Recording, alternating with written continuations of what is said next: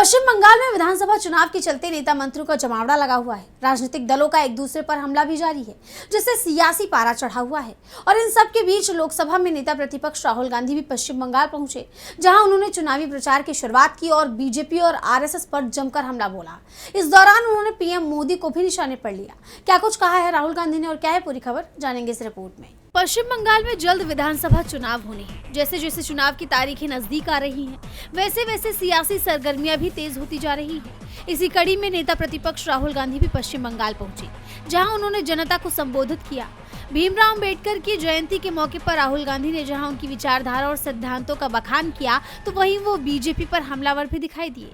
उन्होंने बीजेपी पर समाज में नफरत फैलाने का आरोप लगाया और कहा, बीजेपी की आरएसएस की नफरत फैलाने वाली विचारधारा संविधान को खत्म करने की कोशिश कर रही है, संविधान को मिटाने की कोशिश कर रही है।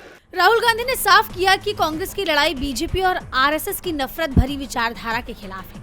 उन्होंने आरोप लगाया कि बीजेपी के लोग एक धर्म को दूसरे धर्म से लड़ाते हैं और हर जगह वोट चोरी करके चुनाव जीतते हैं। मध्य प्रदेश, महाराष्ट्र, हरियाणा के बाद अब बीजेपी बंगाल में वोट चोरी कर चुनाव जीतने की कोशिश कर रही है। बीजेपी बंगाल को पैसा नहीं देती है। 2 लाख करोड़ रुपए बीजेपी ने बंगाल को नहीं दिए। मनरेगा का पैसा काट दिया।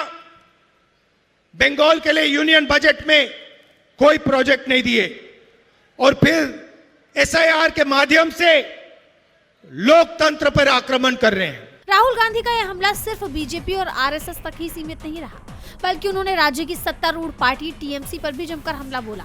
टीएमसी पर भ्रष्टाचार का आरोप लगाते हुए राहुल ने कहा, नरेंद्र मोदी जी भ्रष्ट हैं।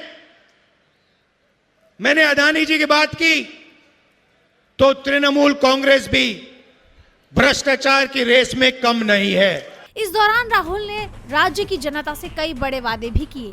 उनके वादों में जनता को 10 लाख रुपए तक का स्वास्थ्य बीमा, कृषक सम्मान के तहत 15,000 रुपए की वार्षिक सहायता, छात्रों को स्नातक और महिलाओं को पीजी तक की मुफ्त शिक्षा जैसे कई बड़े वादे शामिल हैं।